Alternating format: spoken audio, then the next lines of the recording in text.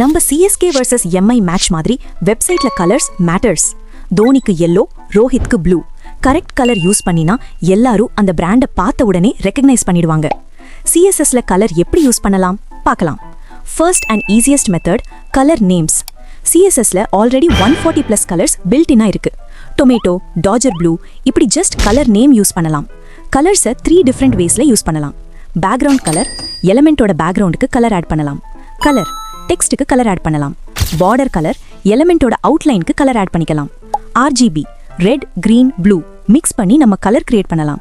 0 means no colour, 255 means full colour. Example CSK yellow. RGBA same RGB plus ஒரு extra value. Alpha is equal to transparency. 0 means transparent, invisible. 1 means fully solid, normal. Example, half transparent yellow. Hex hexadecimal value use பண்ணி colour specify பண்ணலாம். Example, CSK gold color. HSL hue, saturation, lightness. HSLA HSL plus alpha transparency. Semi transparent color வேணும்னா இது use பண்ணலாம்.